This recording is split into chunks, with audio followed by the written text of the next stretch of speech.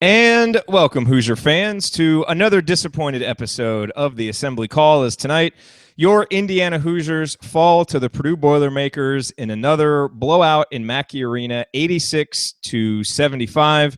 This is a game that Indiana trailed by 8 at halftime after a nice 7-0 flurry to end the half.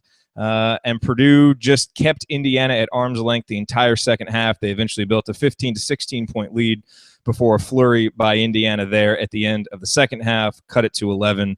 But this is a game that didn't really feel that close, and it is another loss for the Hoosiers. It drops the Hoosiers to 6-11 in Big Ten play, now 13th in the conference. Indiana holds that designation all by itself, 16-14 overall, and any possible, conceivable, desperate last gasp that the Hoosiers might have at getting themselves back onto the bubble, minus winning the Big Ten tournament, ended tonight with this loss to the Boilermakers. I am your host, Jared Morris, here with Andy Bottoms and Ryan Phillips, here to break down this loss, another loss for the Hoosiers, here on this episode of the Assembly Call. So thank you for joining us.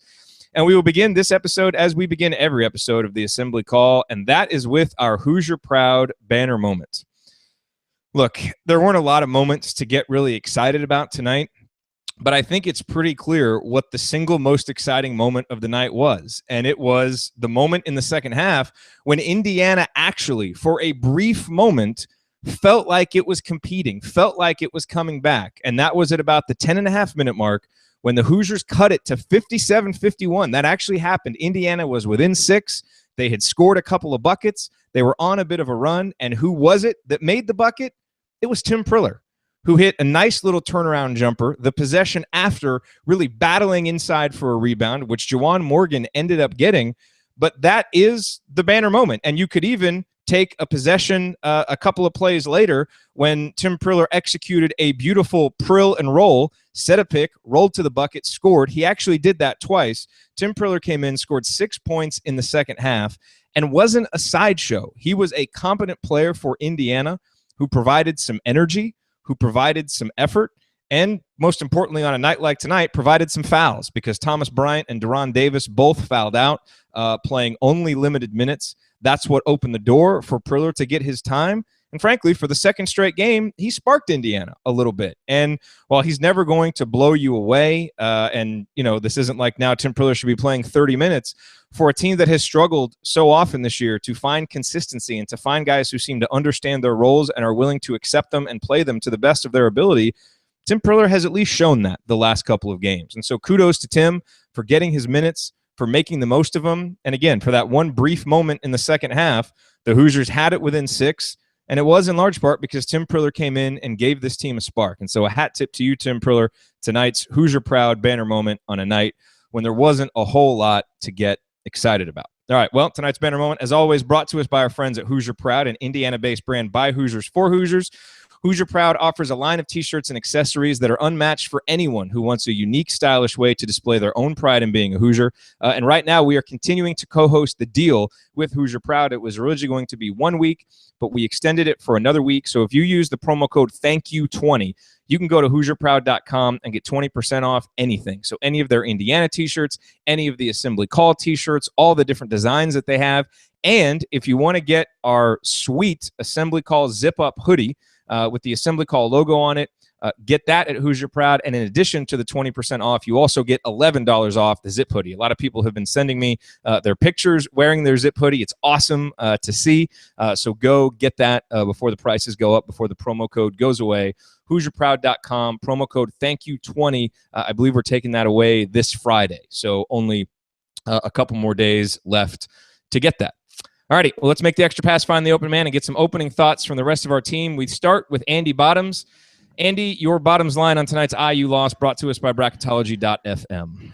Well, this game does bring us one game closer to the merciful conclusion to this season. So I guess that's the maybe the second positive besides Priller. But I mean, this game was, same stuff we've seen. First half was, just completely careless turnovers, not guys, just unfathomable decisions and turnovers that led to, I think, 14 Purdue points off turnovers in the first half. They put Purdue on the line a lot. And then in the second half, the defense, they didn't turn the ball over, but the defense just let Purdue get the ball wherever they wanted. I think racked up 19 fouls, and it was pretty much everything we've come to expect from this team at this point. So certainly the outcome to me was not particularly surprising. The fact that they, really bounced back and hung around after getting off to a slow start in the game. When it was 6-0, it felt like it, could easily get to, 12, 14-0. And they really battled back there. And then it was just the turnovers came back and they just, pissed away any momentum that they had built up, and they never really regained it. I mean, if you look in the second half, it was a 8-point game at the break, and Purdue outscored or played even with IU during every one but I think one of the first 10 stints between substitution in the second half. Purdue either outscored, or IU only outscored Purdue once out of those 10 periods of time. So they didn't really grow the lead a great deal, but IU never really chipped away, and it never really felt like IU was going to be able to come back. So it was kind of what we've come to expect. That the Priller thing was definitely a bright spot, and I think the other thing that IU talks a lot about cutting and moving without the ball. I mean, he got some of those, a couple of those buckets on the. I will not use the term that you made up because I don't want to, give validity to it by using it. But what, the prill and roll, dude? That's gold. No, don't do that. Gold. Don't. Hoosier Proud. HoosierProud.com. New T-shirt. Prill and roll. Oh boy. Why are you trying to take their business down with these ideas? That's terrible. They've been very good to us. They produce fine quality items, and then you're throwing out these ideas. Come on. But no, I think you just saw he moved without the ball, got open shots, and they're just possessions where this team just stands around and looks at one another, and then you wonder why they can't get a good look at the basket. Nobody's moving, and it just a frustrating game, but frustrating but not surprising, I guess maybe is the way I'd sum that up. Yeah, I think that's a good way to sum it up. All right, let's go over to Ryan and get his rant brought to us by thebiglead.com. Guys, I'm going to be honest with you. I don't really care anymore. I just don't. It's the same issues every time with this team. And it's no matter how much we talk about them, how much we break down individual performance, or how much we're happy about, for Tim Priller or something like that, it doesn't change the results, and it doesn't change the facts on the ground that this is just not a very good team. And it has nothing to do with talent. It's execution. It's knowing what to do. It's having a basketball IQ. And I'm tired. I'm almost like, I love doing the show. I love Indiana basketball, and I love coming on here with you guys, and I love talking about the show. I have no energy for this tonight because it's just so deflating and disappointing watching this team. I understand why fans are sick and fans are upset and don't even want to be involved. And I totally get it. I mean, right now it's 6:15 on the West Coast. I haven't eaten dinner. I'm kind of hungry. I'm like halfway leaning towards just putting myself on mute and eating a bowl of cereal while you guys talk. I'll keep the video feed up. People can watch if they want. But I mean, that's like, it's at that point where I'm just so exhausted from this. I'm looking for anything else to do than think about this team for another minute. It's just sad because they have not improved at all. The flaws are the same they were 3 months ago, and the problems are the same they were 3 months ago. And these guys individually are making the same mistakes they did 3 months ago, and there's no growth. Nobody's getting better, and every time you see a little glimmer of hope, it gets blown up right away, and the team doesn't know how to play winning basketball. It just doesn't. That's on the coaches, that's on the players, that's on everybody involved in the program. And it's just it's exhausting to watch. It really is. And it's exhausting to talk about. I mean, I know we have a very easy job here. We talk about what we saw during the game. It's easy. But it's hard to come on here and not sound like a broken record every single game and talk about the exact same things over and over again. It's folks, if you're listening, if you're a fan and you pay attention, it is so soul crushing to do this every game after they do this, and especially on an empty stomach.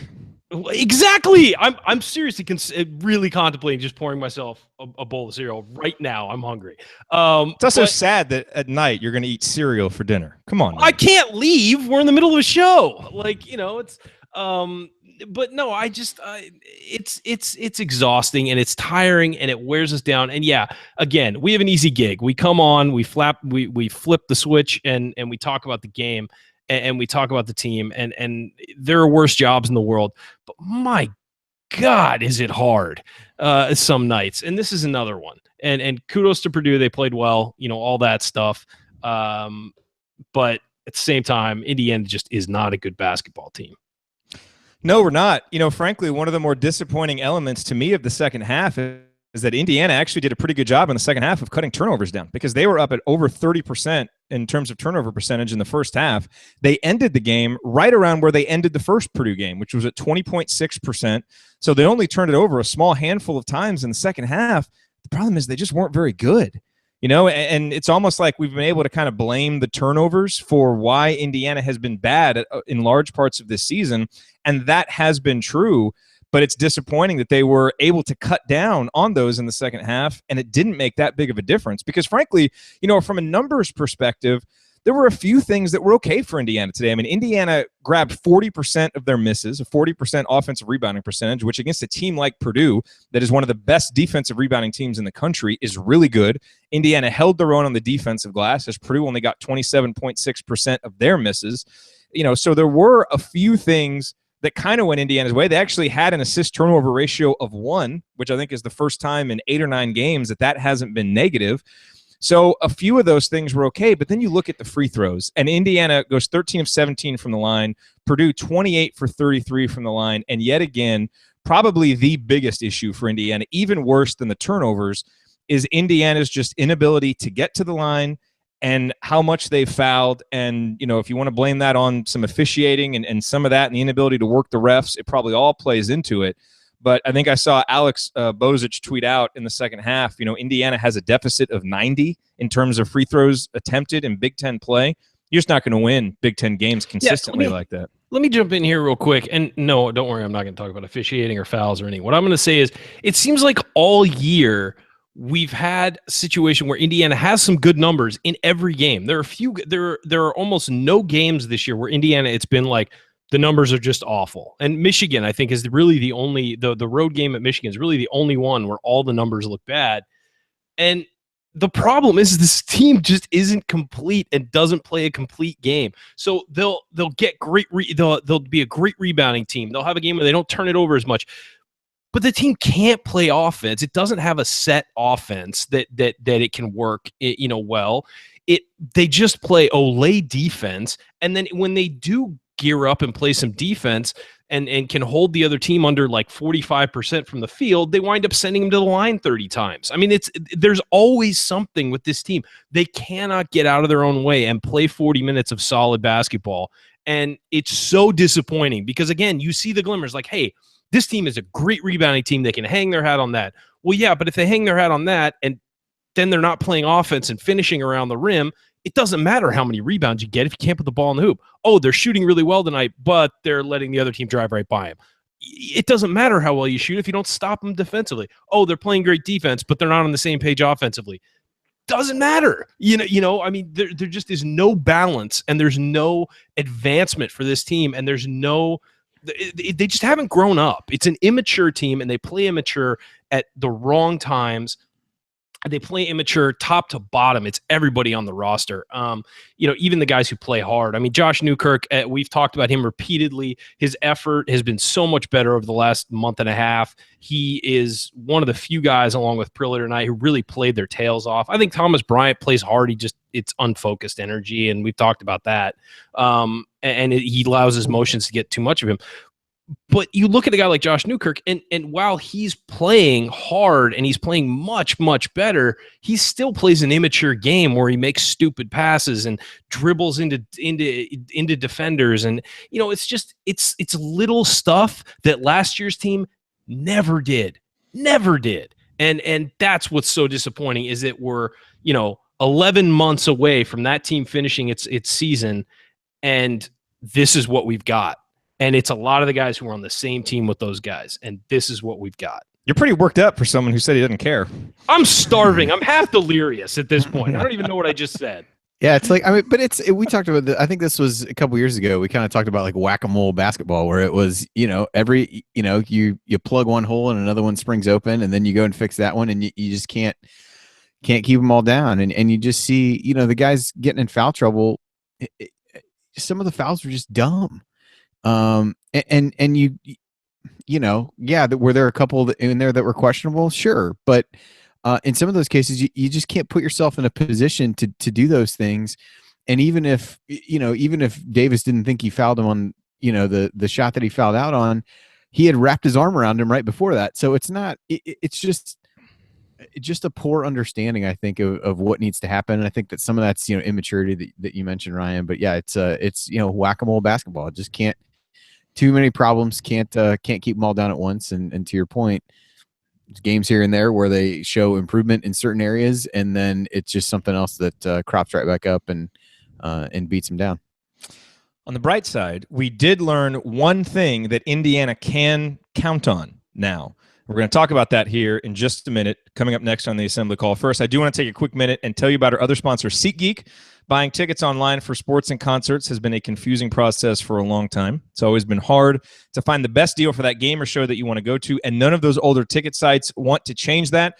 But SeatGeek is different. So for those times when you want to get out of your apartment, not eat cereal for dinner, and go out and do something social, like go to a sporting event or a concert, SeatGeek has come along, and they've created an amazing app and website that makes it easier than ever for fans to buy and sell tickets. Maybe tickets to the IU-Ohio State game coming up this weekend, or possibly, if you're going to travel to Washington, D.C. for the Big Ten tournament, tickets to that. Let SeatGeek be the first place that you go to look for tickets. It's the first place that I go because everything about SeatGeek is designed to make life easier for sports and music fans. I just had an Assembly Call listener this week email me and tell me that they use SeatGeek, used the promo code, everything worked out great. They loved it. So you be that next person. And by the way, when you do use SeatGeek, email me and let me know, because I always love hearing that. But even better, our listeners get a $20 rebate off of their first SeatGeek purchase. To get your $20 rebate, do this. Download the SeatGeek app, or you can do it on the website. Go to the settings tab and click add a promo code and enter the promo code ASSEMBLY, ASSEMBLY, and SeatGeek will send you $20 after you've made your first ticket purchase. Download the SeatGeek app and enter the promo code ASSEMBLY today. Alrighty, you are listening to the Assembly Call IU postgame show. Tonight, Indiana falls to the Big Ten champion Purdue Boilermakers, 86-75. Yet another blowout loss in Mackey Arena. They all seem to be blowouts in Mackey, whether Indiana's on the winning or losing end. Someday there will be a close game in Mackey Arena, and it will be glorious. Tonight was not that night. I'm Jared Morris here with Andy Bottoms and Ryan Phillips, and we are desperately trying to find new angles to discuss this Indiana basketball team after yet another game where many of the same problems cropped up for Indiana. But I will say something good that has happened now for Indiana, and this is 2 games in a row, is Indiana has played well at the end of the first half. Obviously, in the game against Northwestern, the Hoosiers ended it on a 22-0 run, which was unbelievable. Devonte Green hits that long 3. Well, Indiana did it again today because, if you go back to that first half, Purdue really dominated the middle part of the first half, and they were up 40-25, and it looked like they were going to blow it open and lead by maybe 20 at halftime, and that everybody would just be going through the motions in the second half. To Indiana's credit, they really battled back, and they went on a quick 7-0 run, punctuated by Devonte Green's three-pointer. And so that now makes 2 games in a row where Devonte Green has hit a huge three-pointer at the end of the first half. So in a season where we haven't been able to count on many good things, we've only kind of been able to count on bad things, at least now we can count on Devonte Green making big shots at the end of the first half. Hey, it's something. But in all seriousness, Devonte Green, 13 points tonight, only had 1 assist, but 3 boards, a couple of steals, a block. He goes out there and he makes plays. And to me, he had played 25 minutes tonight. Indiana's only guaranteed to have 2 more games. Who knows how many games they'll have. If I'm coaching this team, Devonte Green is playing 30 minutes every night, as many games as Indiana has. Robert Johnson can pick up minutes where they get them. Same, and Blackman had a decent game tonight, 16 points and 5 assists. But Devonte Green is a big part of this program's future. No, he didn't. Blackman did not have a decent game. We'll talk about that, but let's not get carried away on Black. Okay, well, yes. All right, decent. But maybe it wasn't. It certainly wasn't decent defensively. Somebody order this guy some food, for God's sake, before he murders someone. Yeah, I know. You guys have no idea. Okay, I'm so on edge. But point being, get Devonte Green some minutes. Because, again, there's not a lot going right now for Indiana, but this guy's going to be a big part of the future. And I thought in a really tough spot, a tough environment for a freshman who's never played at Mackey before, he showed some mettle. He showed that he was ready for the moment, whereas guys like Deron Davis, Curtis Jones really didn't. Devonte showed you some of that attitude that we thought we were getting from him, and it's a good one. So, again, not a lot of positives tonight. I thought he was one of them. Andy, let's go to you while Ryan continues to seethe down there in the corner. No, I mean, I agree on Devonte. He needs to play more. He deserves to play more. And he, like you said, is making plays, and he's actually, focused defensively, which is more than you can say for virtually anybody on this team. I mean, he played Matthias quite a bit in the second half. And while, Purdue was busy dumping the ball into Swanigan and parading to the free throw line, Matthias did only have 2 points after he, torched anybody that IU tried to put on him in the first. So, I think he continues to play well. And I think in some ways his improved play of late and what you kind of see of him now almost shines a light on how much Curtis Jones seems to be struggling and almost regressing when he's been out there. There was a drive in the first half that was just, I think Ryan and I both tweeted out about the same time, just like he had literally had no idea what he was going to do once he got where he was going. And Did you see the possession where he totally just passed up a wide open Thomas Bryant too, and Bryant, kind of like slumped his shoulders afterward. And I wasn't even mad at Bryant. It was such a bad. Yeah, he just. No pass. But he was one of the ones where I talk about possession where he stands around. I mean, he literally stood in the same spot on the wing for 30 seconds of a possession. So yeah, I think part of it creates a pretty stark contrast between those two guys. But I think Devonte certainly has earned the right to play more, and on a team where we have kind of talked about the bench not being used as motivation and guys getting minutes whether they deserve it or not. To me, he definitely deserves it. And I think you saw that in the second half. I think he played 16 minutes to 9 for Robert Johnson. And I thought that was warranted with the way that Robert had played. I mean, as much as I love the guy, he's just really struggling right now and seemed, as you said, on Twitter, it just seemed kind of disengaged. And you got to give those minutes somewhere. I think Newkirk continues to show some positive things and was one of a few guys that I thought played really well, particularly at the beginning, kind of disappeared a little bit before he got a basket late. But I think, I'm at a point now where this season is gone. Let's let him get some experience. Let's truly see what we've got with Devonte and just roll him out there for 30 plus a game. Sometimes plus minus is a very incomplete stat, but other times you can look at it and it matches the eye test, and it seems to tell a pretty good story. Tonight, Robert was minus 18, at least according to the box score I'm looking at, and Devonte was plus 11. And I would say, I don't know if Devonte was good enough to be plus 11, but a 27-point swing between those two guys, given kind of the effort and level of engagement we saw, makes sense based on what I saw watching the game. Yeah, the one I'm looking at has Johnson at minus 20, so even worse than that. Some other positives tonight. I thought Juwan Morgan, he did some great work on the offensive glass, and I thought he was going to have to scrap around and do a lot of Juwan Morgan things to keep Indiana hanging around. To his credit, he did. He played 32 minutes, 7 points, 11 boards, had a couple of steals, a block. His shot selection at times was absolutely atrocious, and he's really got. I mean, look, he's not the 50% three-point shooter that we saw in a very small sample size last year. His shooting, has clearly regressed, or just the sample size has played itself out. He's got to stay inside, do his work inside. But I thought, he's a guy who played his role well. Josh Newkirk, Ryan mentioned him, 13 points, 5 rebounds, 3 assists. I thought when Indiana's offense was playing okay in the first half, Josh was doing an effective job of leading Indiana out in transition. He made a transition 3, had a couple of nice buckets there. Beyond that, not a whole lot of good for Indiana. Obviously, when you lose by 11, that's about what you would think. Ryan, I do want to let you come back in here and provide some commentary on James Blackman Jr. Before I ask what I think is a very pertinent question on a night like tonight. But first, your thoughts.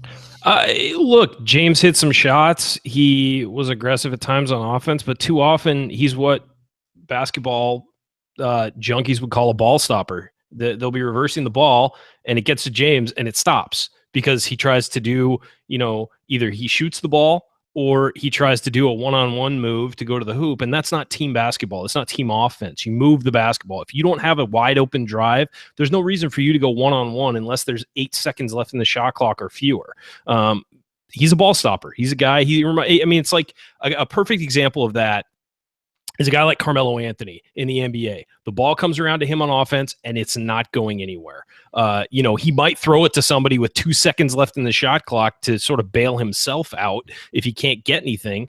But that's what it is. And he's just a ball stopper, and it ruins the offense. It ruins the offensive flow. Whenever things are going well, he ruins it. And he'll make some big shots for you. And at times when he's hot, he can carry the team, but those times are so rare. And then defensively, he's a swinging gate defensively. I mean, Matthias just abused him in the first. I couldn't believe that he was still out there after a few of those Matthias plays. I mean, look, Matthias had, I think it was like 17 in the first half and only had 2 in the second half. But, Robert Johnson and Josh Newkirk deserve blame as well because they spent some time on him and he just destroyed Indiana. But Blackman, I mean, it's almost like he doesn't have the instincts to play defense at all.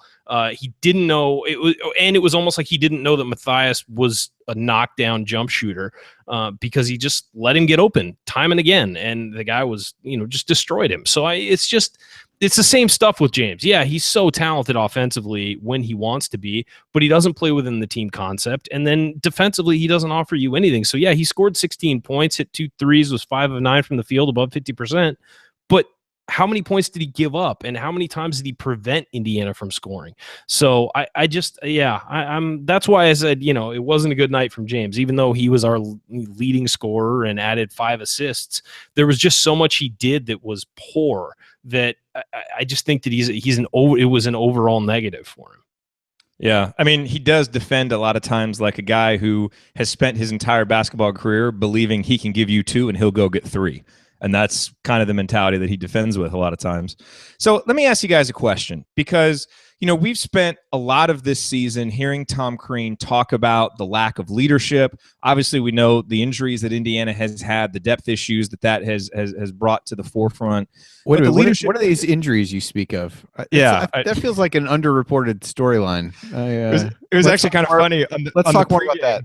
On the pregame, Fish asked Crean about Purdue, and the very first thing he said was, well, they haven't had a guy miss any time with injuries, so good for them for that. It was like, okay, I mean, that's fine, but whatever, that's neither here nor there. But the leadership issue, right? And I think in a lot of ways, the leadership comes down to understanding what the coach wants and going out there and executing what the coach wants and simply leading by example by doing your best every play and playing with effort and playing with attention and being engaged in the game constantly. And so, you see these last 2 games from Tim Priller, him coming in and kind of doing that.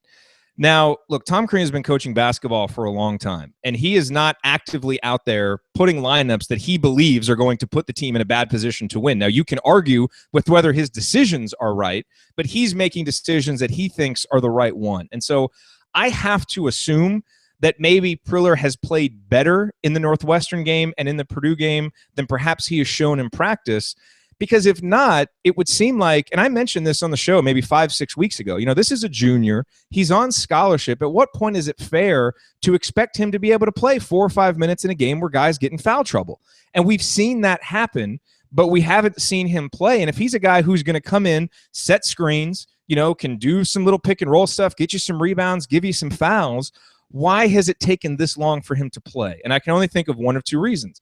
One is that it's just been a complete misjudgment of his ability, and he hasn't been given a chance that he's earned, or he hasn't really shown this in practice, because I would have to think, again, given the leadership issues, given some of the size and foul issues this team has had, there have been other opportunities for him to play. And so, again, is it totally ridiculous that we're talking about Tim Priller after the IU Purdue game late in February? Yes, but this is where we are. But I think it gets to the heart of, has there been even more opportunity to hold guys accountable, because you have some guys on the bench who will at least come in and fulfill their role, even if they're not very good players, even if they're not going to blow you away and you may not be able to win Big Ten championships with them. Maybe if a message was sent in mid-January, you'd be better off than you are right now. Is that a fair point, or am I just trying to make up interesting things to talk about late in February after another loss? I gotta admit, I kind of tuned it out. I'm really, guys. I'm like, Dude, go get your cereal, man. I'm kidding. No, I think I don't know. I don't even know what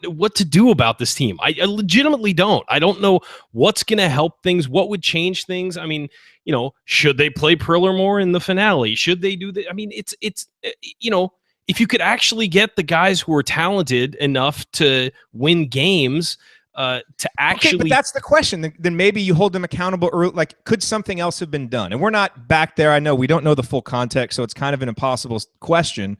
But I just wonder if we waited too long to play some of these guys, or send messages with the bench, or messages through the media. I mean, I don't know. Maybe, but I mean, I guess it's, I think he has sent messages through the media plenty of times, and I just don't think it's had the desired effect. And maybe he was thinking that would be more effective than the benching. But I mean, at times, when he would bench guys and run other guys out there, the other guys would start making the exact same mistakes. I mean, it wasn't, there wasn't really that. Devonte Green had a stretch where he played terrible this year, and he was kind of the guy they were sending a message to Johnson and Blackman with. So I mean, okay, well, if he isn't doing anything, you're not going to lose a game just to make a point. Maybe you should. But I'm saying, Coach, who would have? I mean, yeah. Let's get him back. He's busy tonight watching his friend. No, but I mean, that's the thing. Is that, like, what do you do in that situation as a head coach? I mean, what do you do? I'm not a head coach. I don't know. And there's a reason I didn't become a basketball coach, because then I'd have to decide on things like that. But at the same time, it's your job to get that team ready. It's your job to get those players ready, and you're not doing it. Do you, if you're still sending the same guys out there who aren't ready, A, that's your fault for preparation, and B, it's your fault for sending them out there. You're right. I'd start Devonte Green the rest of the year. Deron Davis had a really bad game tonight. He had a really bad game. I mean, all around had a bad game. I would start him against Ohio State. Because at least with him, there's effort. And you know what? He's a freshman. He's allowed to have a bad game every once in a while. But I'd start him. I'd start Devonte Green. I'd leave Robert Johnson on the bench because I think he's providing nothing right now. And I'd, probably throw in Freddie McSwain, 8 points, 4 boards again. I guess it would be between McSwain and Morgan for me for that other for that wing-ish spot. I think you have to start Bryant, because you have to start Bryant. I mean, I don't know how you don't start him. So it would be a weird lineup, but that's what I would go with. I'd go with those guys who, are showing effort. I mean, you have nothing to lose now. You probably have to make a run of the Big Ten tournament if you even want to get in the NIT at this point. So maybe you send your message on the road against Ohio State. I don't know. Go ahead, Andy. I don't know. It's an odd one to me. I mean, there were times certainly that we've talked about, if not now, then when, with Priller in some of the situations this team was in. And we just quite honestly haven't seen enough of him on the floor to have any kind of idea of whether he can really play for any period of time.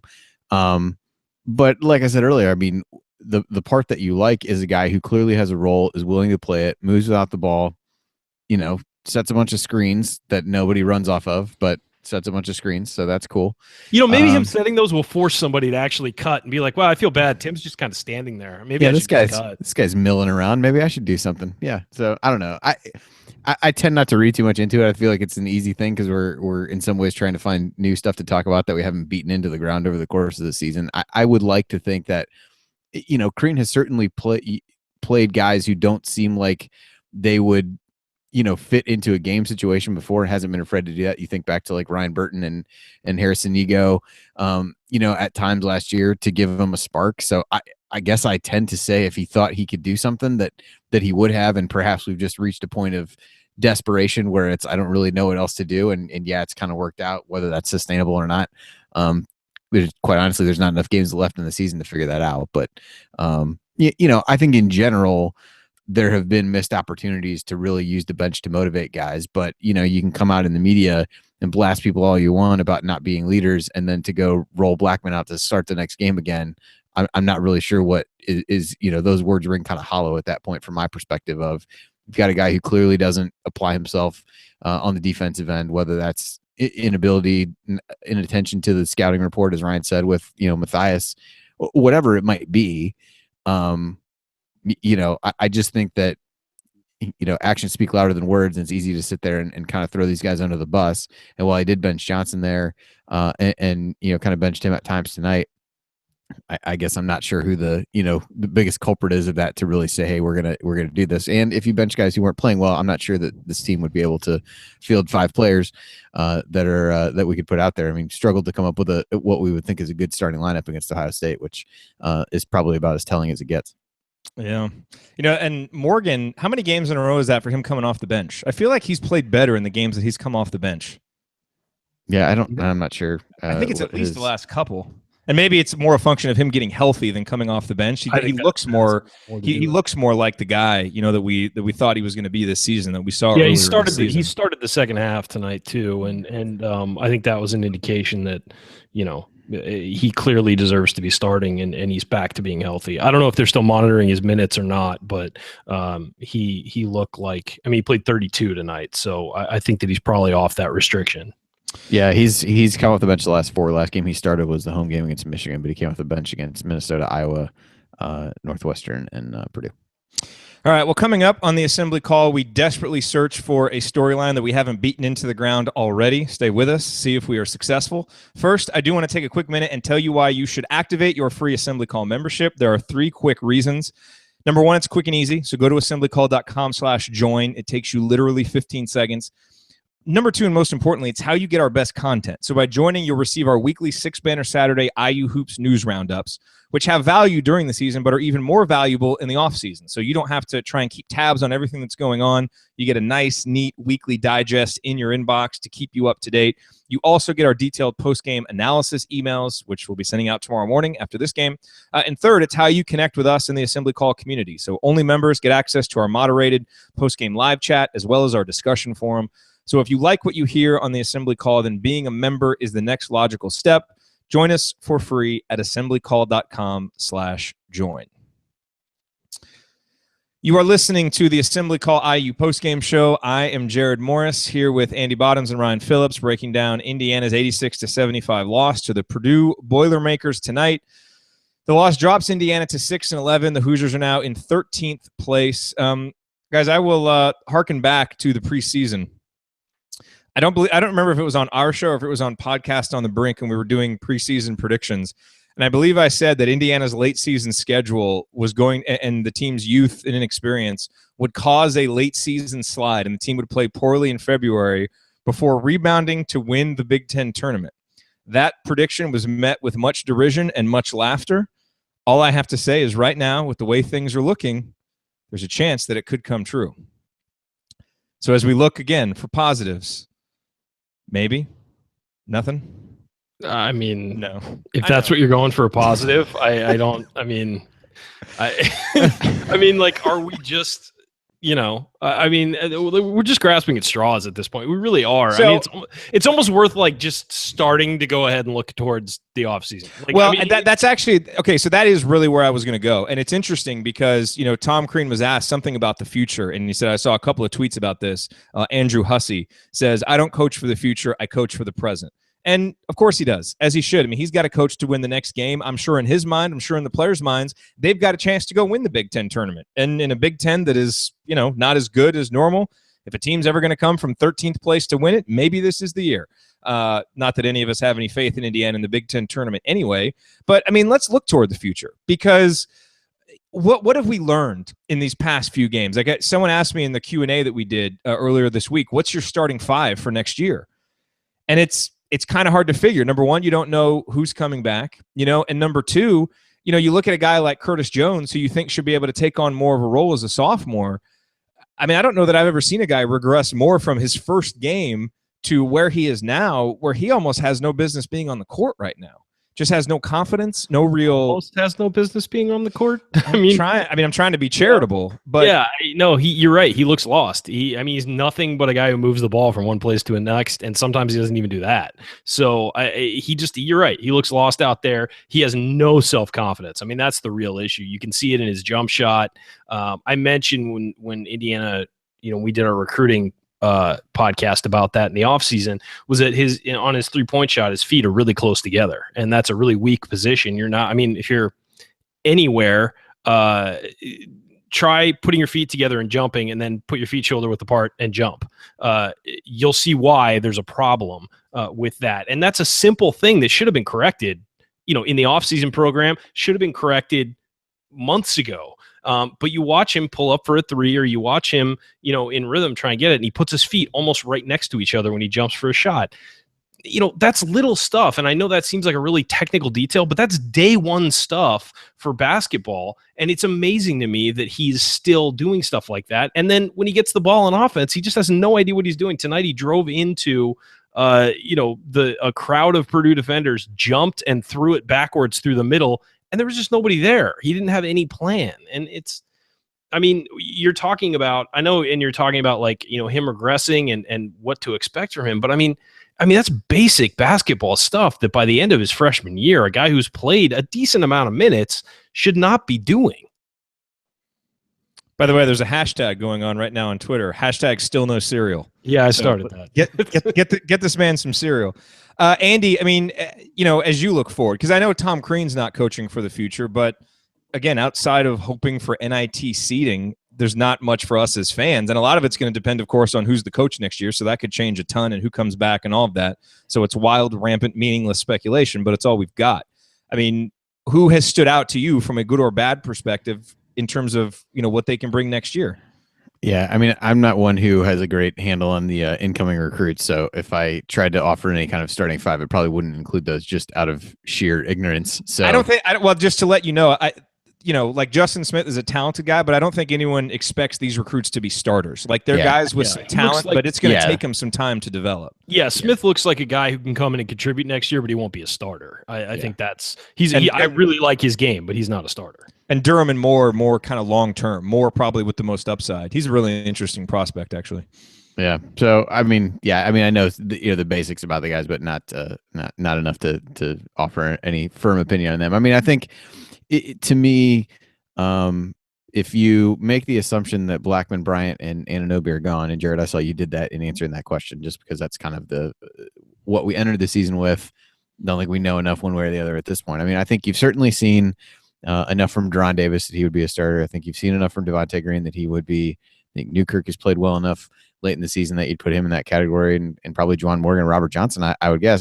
That almost doesn't leave very many other players, quite frankly, if those other guys leave. That would really leave, Priller, McSwain,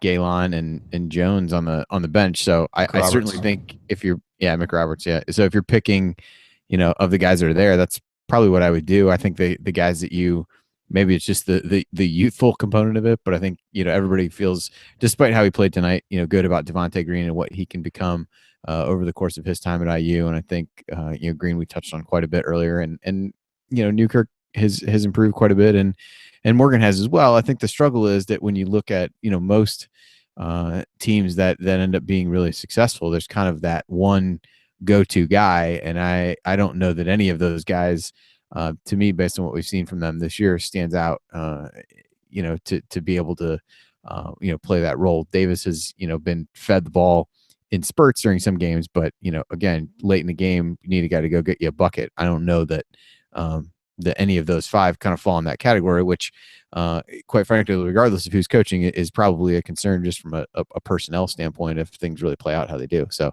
I suppose all that to say, that did very little to probably make people more excited about next season. But I think there's some solid pieces there. I just don't think there's the kind of high end talent that you really need to compete at the level that we, when we talked on the radio show about what expectations are. I just don't know that the talent is there to compete at that level, based on what's there. No, it doesn't feel like it. And the thing with Tom Crean teams, his teams that have been successful have had high-level talent. They've had a really good McDonald's All-American leading them, Cody Zeller, Yogi Ferrell, guys who went on to play in the NBA. Last year's team had Yogi and Troy, obviously, who have played in the NBA this year. Zeisloft, who's in the D-League. We know how much talent was on that 2013 team. And that's what really scares you about next year. Ryan, you've obviously gone on the record and said that Indiana needs to move on from Tom Crean. I've done the same thing, saying that it just doesn't feel like the trajectory is pointed up anymore. And it feels like a new voice is just good. And it's probably best for both parties. And I think most Indiana fans are ready to see what's behind door number 2, even with the knowledge that it could be worse than what we have right now. We don't really know. But let's say that Fred Glass makes the decision to bring him back. how do you sell that?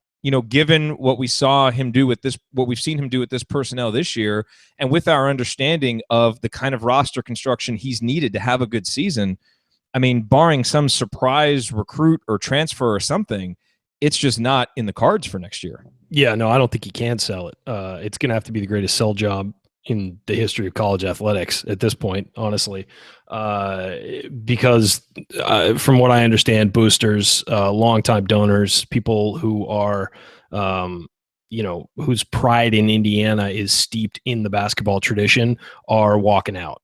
Are very much like, you know what, we're done with this. We're done with the up and down. We're done with the lack of consistency, and we're done with, the uncertainty, really, I guess, is the thing. And it looked like things had solidified after last year. It really did.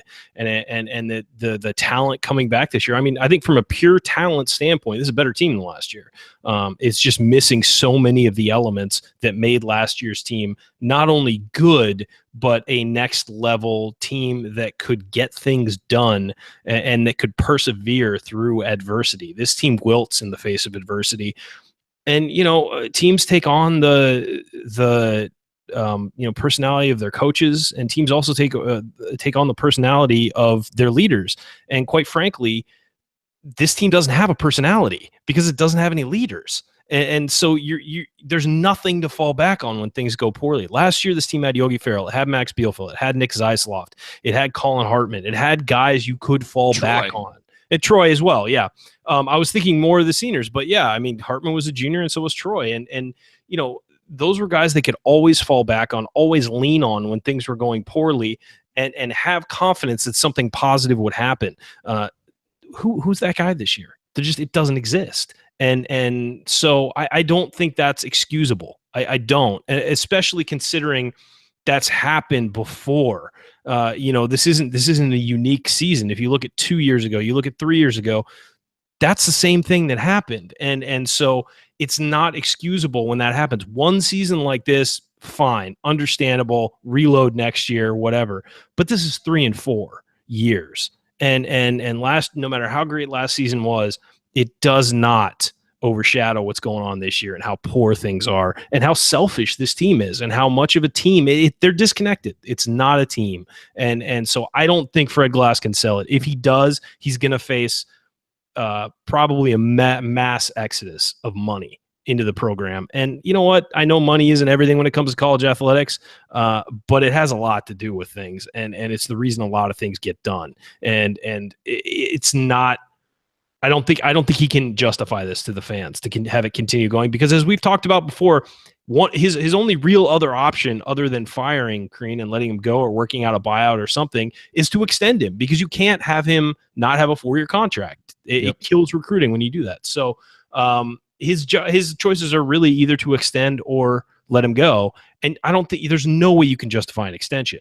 And so I think that leaves you with one conclusion, and that's that it's time to end this test. Yeah, and someone asked in the chat about Jordan Tucker, who was a recruit that it seemed like might be leaning toward Indiana. It was down between Indiana and Villanova, and that has obviously cooled off. And he was heavily leaning towards it. I mean, I don't, from what I understand, he was going to Indiana. And now it's up in the air. Well, and none of us have any inside information on that, but it really only takes common sense. I mean, the way that the team has collapsed, the questions around Tom Crean's, job security, and now he's, wants to take a trip to Oregon and all of this. So I think, you can kind of just read between the lines there and see what's going on. I mean, Andy, I'd be curious to get your thoughts on that. I mean, how would you sell that next year? You haven't perhaps been as outspoken about the future as Ryan and I have been, but, what do you think? I mean, I honestly don't know how you could. I just think, we've talked about this, I don't think on any of the shows, but either kind of when we wrapped up or through text at other times this year. I mean, I don't know what about next year says that things are going to turn around. Your argument becomes, people are going to be gone, and the people who are gone were the reason that things went awry. To me, is really the only argument that you could make, depending on, what who stays, who goes. And I'm not sure that I would agree with that in every case. And so I think that ends up being what you're selling people on, because otherwise, I mean, when you look individually at development over the course of the season, again, we kind of talked about it today. There have been flashes from guys, but there are very few that you would kind of hold up and say, look where this guy is now from where he was at the beginning of the season. I mean, maybe that list consists of Newkirk, certainly how he's turned things around, Devonte Green, Deron Davis, and I think McSwain has been able to play some good minutes. But all those guys probably, maybe with the exception of Deron Davis, started with so little expectation, and even Davis to a certain extent coming in late, being injured. The guys that have improved probably had the furthest to go. So in some ways that makes a little bit of sense, but there's not a lot you can really hang your hat on. And this year's team people were excited about it because of the star power on it and the future pros and things like that. So while you can easily say, hey, that didn't work out, maybe we need a team of, that doesn't have that superstars and is more of a team and roles are more clearly defined and things like that. But you got to have some high level talent on there, as you said, and that's when Crean's teams have been the best. So I don't see that coming in unless a grad transfer or something like that would change it. And the scholarship situation makes it difficult to really, work something like that out. So I think it's a tough sell on a number of levels. If he were to bring Crean back, if he were to bring in somebody else, at least you could kind of say, hey, we've got a new coach. Here's some, new life into the program, a new voice. You're selling that at that point. You're not necessarily, who knows what the roster would look like at that point, but you've got something to hang your hat on. And I'm not sure that without that you've got anything really to fall back on. Ryan, if you were to choose a breakfast cereal that summed up this Indiana season, what breakfast cereal would you choose? Grape nuts. It's like chewing rocks. Like that's what this season's been like. It's been even no matter how much milk you put on it, no matter how much you try, it's still like, a mouthful of gravel. And that's what this season is right there. And that question wasn't even set up, folks. That was, what? That's a good answer. Thank you. That's a really good answer. Thank you. I'm best, working off my feet, I guess. But all right. I have another really tough question for Andy Bottoms. I'm going to pose it to him after the break, and we're going to get to our last call. That's coming up on the Assembly Call. And our last call, of course, brought to you by our friends at Yogi's Bar and Grill in Bloomington, where you get 10% off your food during IU basketball games. And there are only a few of them left, folks. So if you're in Bloomington, if you live there, if you're traveling there, and you can't go to a game, well, there are obviously no more home games, then go to Yogi's. Watch the game. Tell them the Assembly Call sent you. You will get 10% off your food. And then stay around after the game, grab a drink, and watch and listen to the Assembly Call because it's playing right there at Yogi's. And again, 10% off your food. Just tell them that the Assembly Call sent you. All right, last call coming up. Stick with us. All righty, you are listening to the Assembly Call IU postgame show. I'm Jared Morris here with Andy Bottoms and Ryan Phillips, wrapping up our breakdown of Indiana's 86-75 loss to Purdue. Breakdown. I suppose we spent a good 20, 25 minutes talking about the game, but there's just only so much that we can break down when these games just seem to follow such similar patterns game after game. All right, Andy, I teased a really tough question for you. Here it comes. It's going to have nothing to do with breakfast cereal, so don't worry. But, now feel free to chime in on that if you have a good one. But Indiana ends the regular season Saturday at Ohio State. The Indiana-Ohio State rivalry has been, I think, one of the more underrated rivalries in the history of Big Ten basketball. There have been some really big Indiana-Ohio State games. Now, Ryan's looking at me funny. He's obviously the California kid that didn't grow up in the early 90s. The yearly Bob Knight trophy. That's right. But there have been some really big games. IU Artifacts could tell us all about them. However, here's my question to you. Is this the worst Indiana-Ohio State game of all time? Boy, of all time. That's tough to say. It certainly feels like one of the time. They're both in what's your wait, I gotta 12th, ask 13th place. What's your measuring stick? Just how bad the teams are, or like both? How bad the teams are, how meaningless the game is. Like, it means absolutely nothing. There have been times how unwatchable it's going to be. There have been times when one team's been. Well, you better really get excited because yeah. I think they're on a collision course to probably play again in the Big Ten tournament. Oh, good.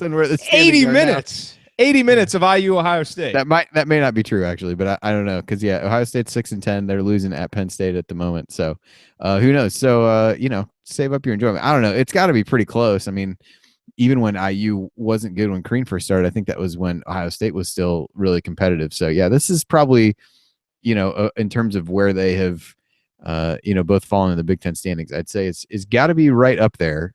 Would be my guess. I'll try to scroll through and see if I can come up with it another time. But this seems like it would it would certainly be in contention, if not the leader for worst game, at least in the last 10 to 20 years.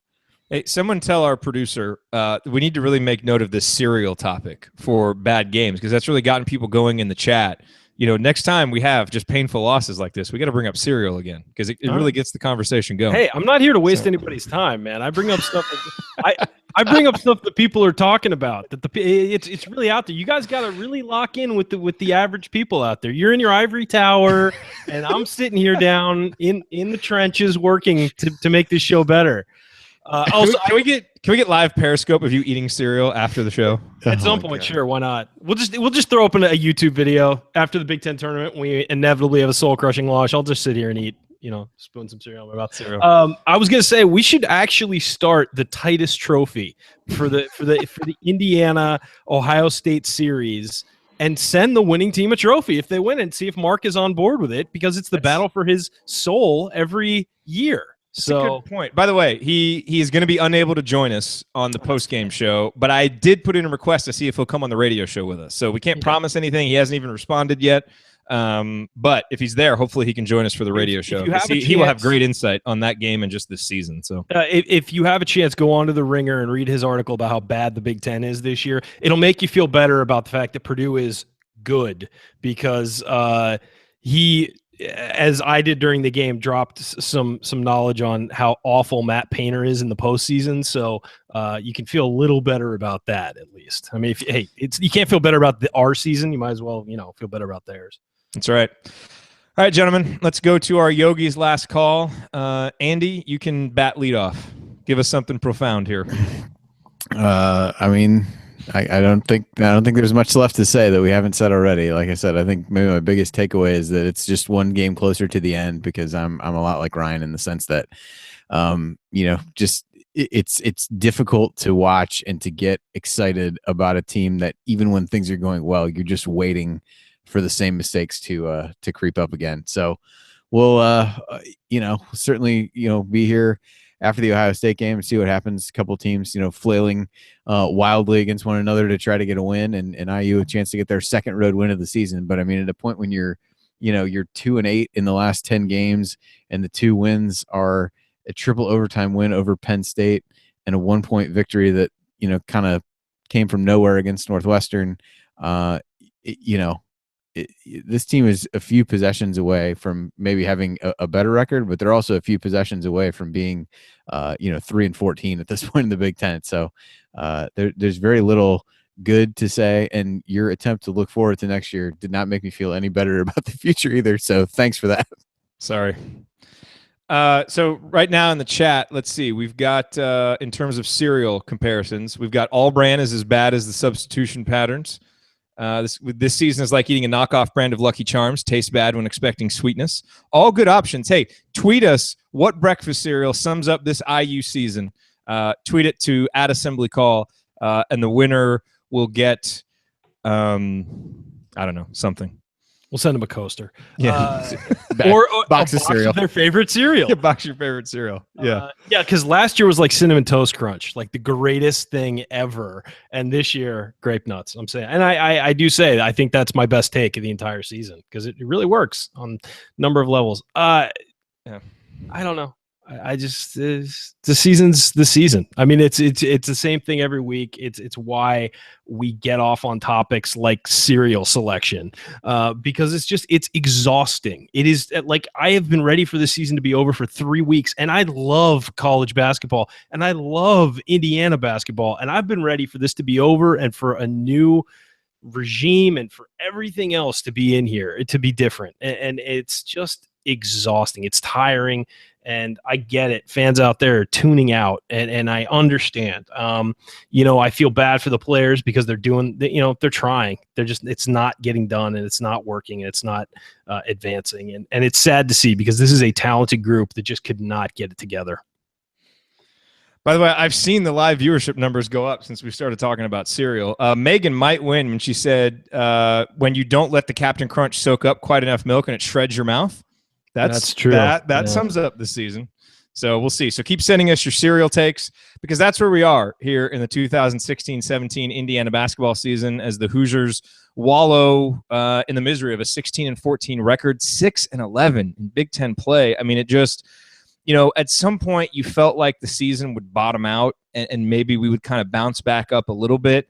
And maybe that's what that last gasp win against Northwestern was, and that was the last kind of whimper of positivity that we'll have. But we certainly didn't see a whole lot tonight, and there just isn't a whole lot else to say right now about this team other than talking about cereal. So that's really all we've got. We appreciate you all being here on this episode of the Assembly Call. Obviously, there's one more game in the regular season, and then the Hoosiers will try for a last gasp effort to make some kind of run in the Big Ten tournament. At that point, it could be a Big Ten tournament run simply to get into the NIT, especially if they lose to Ohio State. Obviously, they'll now need to go all the way to actually make it into the NCAA tournament. But those are the stakes now for the rest of the season. They're obviously low. And so while Tom Crean isn't coaching for the future, I think as fans, that is what we'll be watching for. Join us after the game on Saturday after IU Ohio State. We will be here with another postgame show. The games haven't been as fun to watch lately, but doing the postgame show always is, sharing this time with you all. So we've got at least a couple of them left. Let's make the most of them. So we hope you'll join us either on the postgame show live or for the podcast, because it's going to be a long off season once the season's over. So as much as we're hoping for that to happen now, we'll miss it when it's here. All right, everybody. That's all we got. We will talk to you Saturday after IU Ohio State. Take care.